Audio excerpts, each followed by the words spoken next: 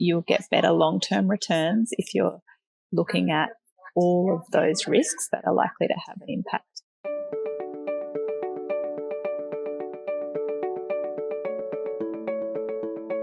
Welcome to Infrastructure Connections, the podcast where we explore what makes sustainable infrastructure work. Brought to you by the Infrastructure Sustainability Council. I'm your host, Seth Scott, and today we'll be speaking about the Australian Sustainable Finance Institute with our guest, Kristy Graham. Kristy is the Chief Executive Officer of the Australian Sustainable Finance Institute, where she spent the last 3 years guiding the development and implementation of sustainable finance policy and regulation, working with financial institutions, government, regulators, and industry to support a sustainable, resilient, and inclusive Australia. Prior to that, she spent 7 years at the Department of Foreign Affairs, leading private finance for climate and development. Hi, Kristy. Thanks for joining the show. Thanks for having me. Great to be here. So just wanted to get started with a little bit about your background. What was the spark that inspired you to dive into sustainability in the first place?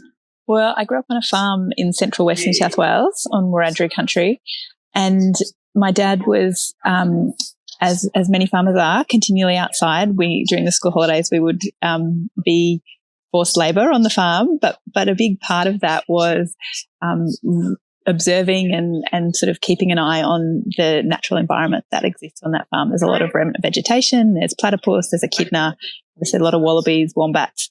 And so through that process, developed a really deep appreciation and understanding of the natural world, and also the way that our economic systems, our policy, society interact and operate within that.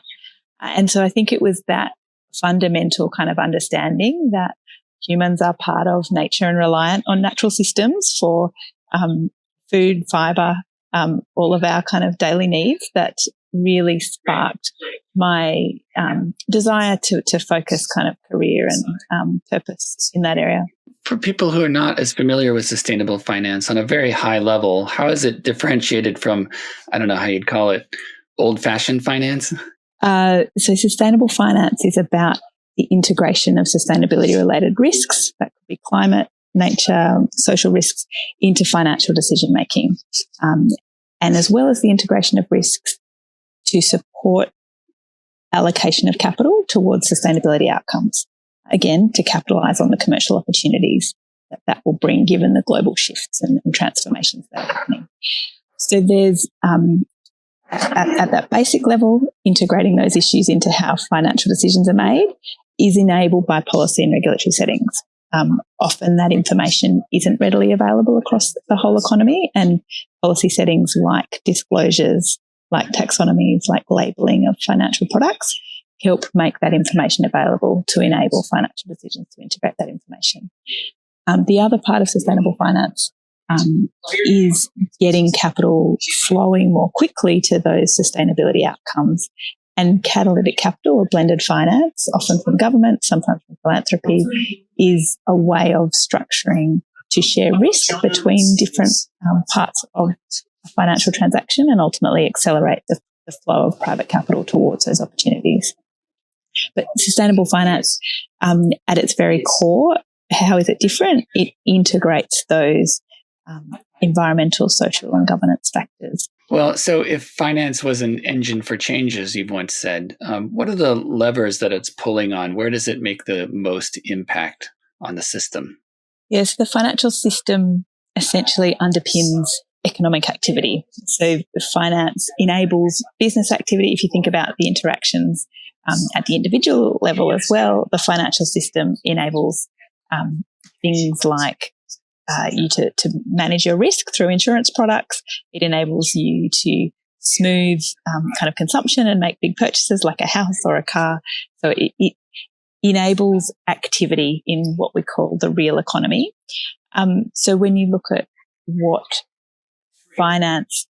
how finance can affect change, it can affect change right across the business sort of sectors. So it's not one particular sector that finance interacts in. It can support transition or support the shift towards sustainability right across the system.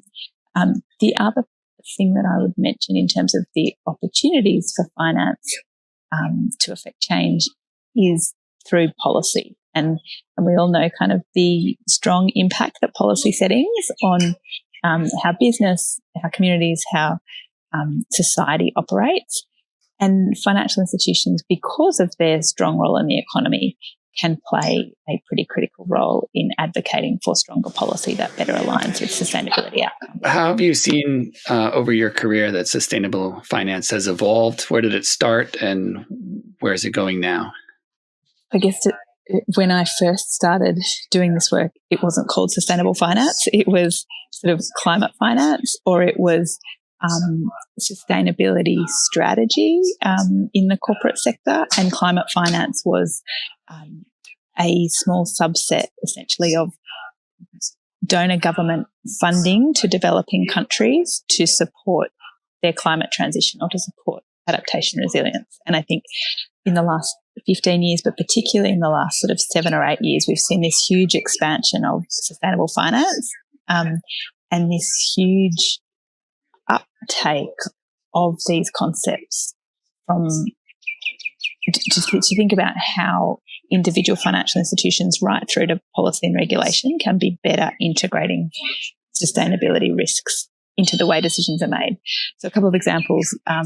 The Network for Greening the Financial System was established in 2017, which is a network of central banks who are thinking about the prudential risks or the way that climate and now other sustainability issues will affect macro stability. So that was not sort of conceived of. Climate was not 20 years ago, not conceived of as a risk that financial sector regulators would not just think about, but would actively put in place policy and regulation about.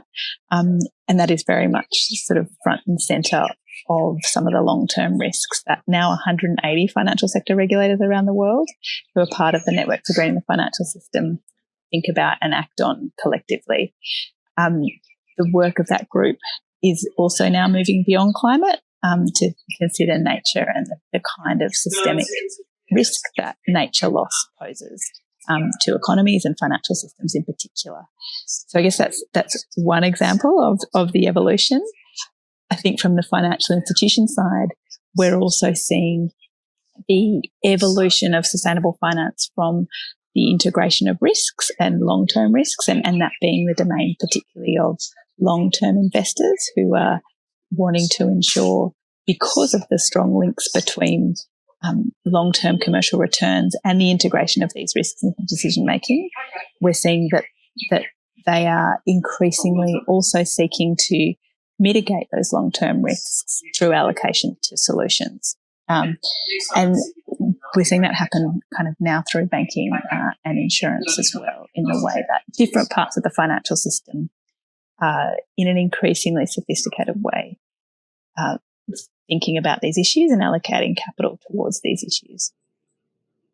It's good to see those risks expanding. I like to feel, it makes me feel safer, really, that our financial establishments are considering additional risks and further defining what more risks there are into the system. That's helpful. Yeah, and I think there's been some really important global initiatives and global collectives that have helped to drive that expanded consideration. So the Task Force on Climate-Related Financial Disclosure back in sort of 2015 started this idea that if you can understand and report on these risks, then you're better placed to manage them. And then since then, the Task Force on Nature-Related Financial Disclosure has set up frameworks for doing that with nature. And there's also now a task force on inequality, again, a global task force that's looking at the social-related risks. So we are seeing both sort of technical work and global coalitions form around these risks to get more granular about how business and financial institutions can get a better handle on the sort of long-term financially material aspects of these risks. Yeah, that's excellent. So how does the Australian Sustainable Finance Institute fit into that? What do you do and why? So we were established by Australian financial institutions, by some of Australia's largest banks, superannuation funds, insurance companies, financial services companies, back in 2021. And many of them had been doing exactly what we're talking about, integrating sustainability risks into decision-making processes. We're increasingly wanting to allocate capital towards sustainability outcomes because of the commercial opportunities that they saw in that space, but recognise that that was difficult to do one by one or on an individual basis. So ASFI was formed by industry, but to work collaboratively with government, with regulators, with universities, with other industry organisations to push the sustainable finance system, both the market and the policy and regulatory settings, to enable greater allocation of capital towards those outcomes. When we were established, there was not a government that had a strong sort of policy ambition around sustainable finance, but that quickly changed sort of within about 6 months of us being established. And so for the last 2.5 years, we've been in an excellent position to facilitate stronger partnership and collaboration with industry and government very much pulling in the same direction. And that's enabled Australia really to catch up with international jurisdictions on the sustainable finance agenda. We now have mandatory climate disclosures that's been legislated and reporting has started for the largest companies. We've developed the sustainable finance taxonomy for climate mitigation criteria across 6 sectors that will be released in the middle of the year. There's a range of other sort of elements of government sustainable finance strategy that was published in the middle of last year that are in various stages of progress. And I think we've also seen the market continue to kind of evolve and develop and start to focus on some of these sustainability issues beyond climate as well. So nature being an obvious one, First Nations, economic self-determination, another focus of our work. But we were very much established to bring these different parts of industry, government and the broader system together to drive forward progress on sustainable finance in the Australian context. And I assume part of that is the just released Sustainable Finance Action Plan? That's right, yes. And when sort of before we were originally formed in 2021, that was off the back of a collaborative industry effort to develop Australia's very first sustainable finance roadmap.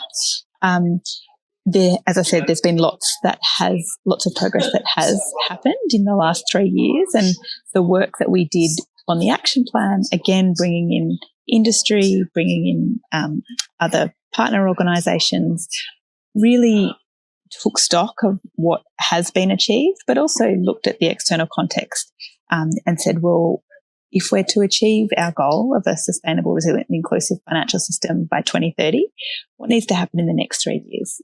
We know that will be a really critical period for progress. And so what are the things that industry sees as being critically important for the growth and credibility of sustainable finance? So that action plan was released, as you mentioned, earlier this year, off the back of what was a very collaborative process over the last 6 months of last year. And it does a few things. It crystallises the particular outcomes that many of the actions that have been identified are supporting. So climate mitigation, climate adaptation and resilience, nature outcomes, First Nations outcomes, and community resilience outcomes as well. So it puts in place now a framework where it's clear what real world outcomes the financial system should be supporting. And then it pulls out a number of priority action areas that are needed in the next 3 years to achieve better outcomes and the financial system can contribute to. So in terms of those priority action areas, there's one around sustainable finance policy and regulation. So that's sort of financial sector regulation. There's national targets, plans and policies, again, covering climate, but also covering broader environmental and industrial policy, those policy settings being really important to channel capital. There's one on data and reporting, and data kind of continually comes up as an enabler of better progress on sustainable finance. There's another set of actions around financial innovation and recognising that the financial system and the products and the way that products are structured needs to continue to innovate to achieve the outcomes that are identified. as well as the leadership and culture within financial institutions, right down to purpose, but then flowing through the way that the whole organisation is sort of established and set up and incentivised to achieve those sustainability objectives. There's another group of actions around capability, and that's capability not just within the finance sector, but also in the public sector and within the finance sector to better partner and better collaborate, because it's something that's come out very strongly through our work is that sort of a critical enabler of progress on all of this as well. And the last bucket of actions is around the international engagement. As I mentioned, Australia has caught up relatively quickly. We're now in a position where many other jurisdictions are seeking to learn from that experience. And obviously, capital markets are global, and so there's a need to align with sustainable finance markets and policy and regulation in other key jurisdictions for Australia as well. That's a lot. Sounds like a lot of work. Yeah, and just to be clear, that's not just actions for ASFI. This is sort of things that need to happen across the financial system. So I guess a key role that we play is as a coordinator and convener of the activity that's happening by many, many organisations, all of whom were sort of part of this process. And so this is not just our to-do list. This is a collective industry and government and partner organisation to-do list. So, yeah, looking forward to kind of getting stuck in with many other partners on that list. That makes sense. One of the other areas of focus that was really interesting, I thought, was your First Nations economic self-determination. We've seen that in infrastructure, and renewable energy companies have started to pick up on that, giving First Nations equity or joint ownership. Tell us about your First Nations projects group. What are you seeing in that space? Yeah, and this was right from the very original roadmap, a really strong theme that came through, and something that the finance sector can play a key role in supporting economic self-determination of First Nations Australians. The work that we've done so far, so the partnership with First Nations Projects Group. First Nations Projects Group is an Indigenous-owned led organisation, and we're partnering with them to scope, develop and incubate a First Nations Major Projects Coalition for Australia. So that would be a national organisation to support traditional owners and industry in negotiating partnerships for major projects that impact First Nations people and their traditional lands. So, as you said, there's a number of examples now where traditional owners have negotiated equity stakes in projects, and this is very much the future of partnerships for large companies or any companies operating and working with First Nations communities. What we are seeing is that there is not the ability at the moment for that information and learning to be shared across community and to be shared across the corporate sector as well, because there's not necessarily the connection or the ability to translate what's happened in one setting to inform and accelerate that agreement-making process in another context. So at the moment, it's in early stages of scoping that work, but I think the Canadian experience and the First Nations Major Projects Coalition in Canada has been going now for 15 years and has been really successful in being able to draw lessons, build connections, build capability, and ensure that First Nations communities have access to both technical, legal, financial capability to be able to negotiate partnership agreements that set them up well for the long term. And the discussions that we've had with community and with a range of different stakeholders, including corporates and financial institutions, is that that function would be incredibly valuable in the Australian context, given we know that the renewable energy transition, whether that's transmission, whether that's generation, will need to happen on First Nations land. Similarly, there is a huge need for critical minerals. Australia is really well placed to provide critical minerals to support the transition globally. A lot of that extraction and then processing, again, will happen on First Nations land. So how do we use this opportunity of the transition to really also support economic self-determination for First Nations Australians as well? Yeah, that Canadian model is such a boon to have as a precedent. It's really going to help us, I think. Yeah, and I guess that's been a function of how we've gone about lots of our work in Australia. Coming to the sustainable finance agenda, I would say, not at the front of the pack, has been a huge advantage, and we've really been able to piggyback on the generosity of international partners, whether they be from Canada, from the EU, from Indonesia, from Singapore, to try and to enable us to avoid some of the speed humps that they've had. And similarly, we're now doing that with other jurisdictions who are thinking about, green standards for the mining sector, for example, which we've done a lot of work on through the taxonomy. So these international partnerships will continue to be a really valuable part of how we work. And you've had a lot of exposure to those international partnerships as well. Even last year in COP29, you're in Baku for a panel. What's the international mood out there around sustainable finance? How much is it being embraced internationally? Yeah, so I guess COPs are an interesting two-track process, if you like. There's the negotiations track, and then there's the climate fair or trade fair, shall we say. The negotiations, there was a lot of media interest and broader interest in the climate finance negotiations, which the Australian government played a really strong and integral part in landing a deal. There were the points during the negotiations that it wasn't clear that would be able to be landed, and so sort of incredible work by the Australian negotiators and sort of the broader team there. We were there very much for the action agenda and to be understanding and interacting with peers and colleagues on what was happening on the ground and how financial regulators, how financial institutions, how business was moving ahead with the agenda, in some senses, regardless of the negotiation outcome. So we're involved in a range of different panels and other discussions that looked at the policy and regulatory settings that many countries are bringing in. So things like taxonomies, which help to define what is considered green or what is considered transition in different jurisdictions, and particularly how they're starting to be harmonised across different jurisdictions. Ultimately, financial markets are global, and so you want as much harmonisation and alignment as is possible to support that global flow of capital. So I would say the mood was fairly buoyant. There's a lot of activity happening at the national level. That was obviously at a point where it was clear that the US would be pulling out of the Paris Agreement.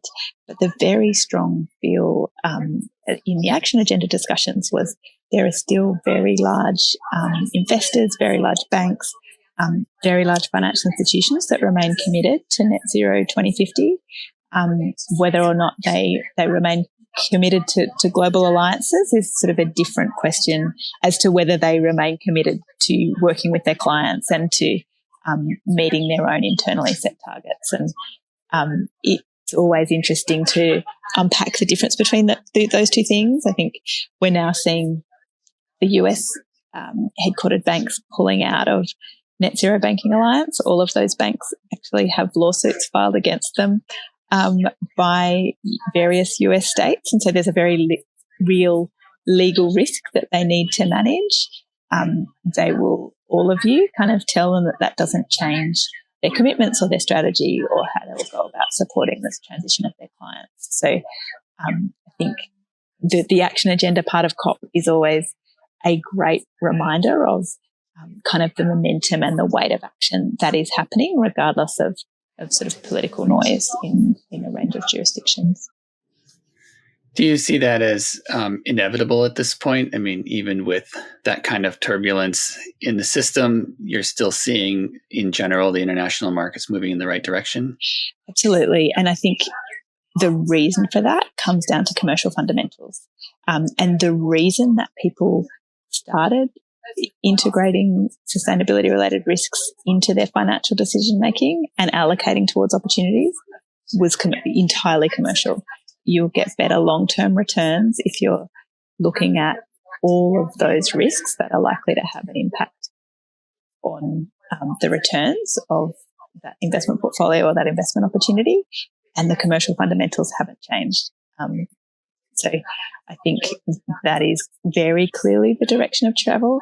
And there's also a short-term versus long-term time horizon too. Presidential terms are relatively short if you're a superannuation investor and you're looking at kind of a 30, 40, 50-year time horizon. I see you laugh. 4 years can feel long, but I think in the broader scheme of things, there's much more long-term thinking that exists within the financial system. Yeah, absolutely right, especially if you're getting at fundamentals. So what do you see over the next 10, 20, 50 years for sustainable finance? Where is it going, and what do you think the next big thing is? Yeah, so I think we'll continue to see this expansion in terms of issues that are integrated into decision making. So climate, obviously a huge focus. I think there has been much more of a focus on transition risk rather than physical risk, or I think we'll see an increasing focus on adaptation and resilience given the level of warming that has now been locked into the system. And so particularly for long-term investors in real assets like infrastructure, we're seeing many of our members focusing much more on the resilience given climate scenario projections over the next kind of 10, 20, 30 years. So I think we'll see sort of doubling down on focus on that within the climate space. I think nature is an issue that lots of organisations have started to understand and started to unpack. Regulators, as I mentioned, are also thinking about nature and how they encourage markets to make available that information to use in decision making around nature. And again, I think some of the social related risks have, there's been pockets. So modern slavery is something that regulation has driven the consideration of in a number of markets. But more broadly, there are changing community expectations around things like First Nations rights and heritage, and the need for companies and financial institutions to support better partnerships and more equitable partnerships. So I think we'll see the social side very much starting to evolve, but also become more standardised in the way that climate and nature is becoming as well. Because once you have tools and frameworks and that standardisation, it becomes much more mainstream, and there's the ability for that to be integrated as part of financial institution processes. So you're saying in the long term, in the short and long term, sustainable finance is here to stay, and it's only going to become more important.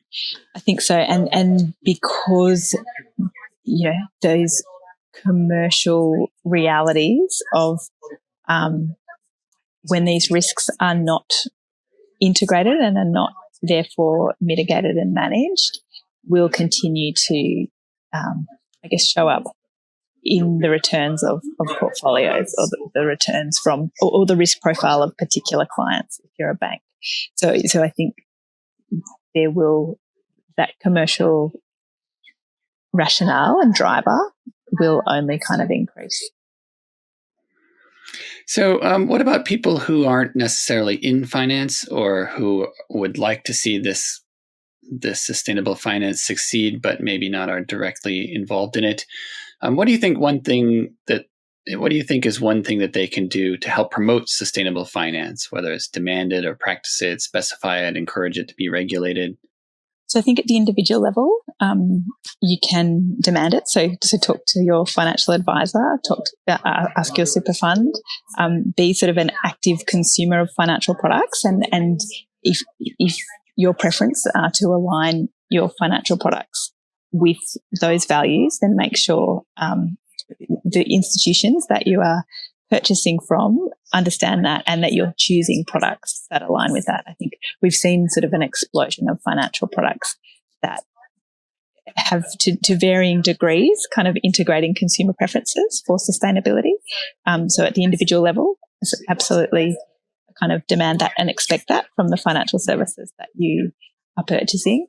And then I would say within people's organisations, sustainable finance is an excellent way to elevate and accelerate the sustainability transformation of organisations, because you then have not just an internal sustainability team, but you have your internal treasury function and CFO function reporting on a sustainability strategy and its implementation. If you have a sustainability linked loan, or you've issued a sustainability bond. So at the corporate level, I would encourage people to see it as an opportunity to accelerate and enhance the sustainability strategy of the organisation as well. And this has been a great interview. Thank you so much. Thanks very much for having me. It's been great having a chat. Thank you for listening to Infrastructure Connections. Please take a moment to follow us wherever you get your podcasts. And we want your feedback. Drop us a line to let us know what you think.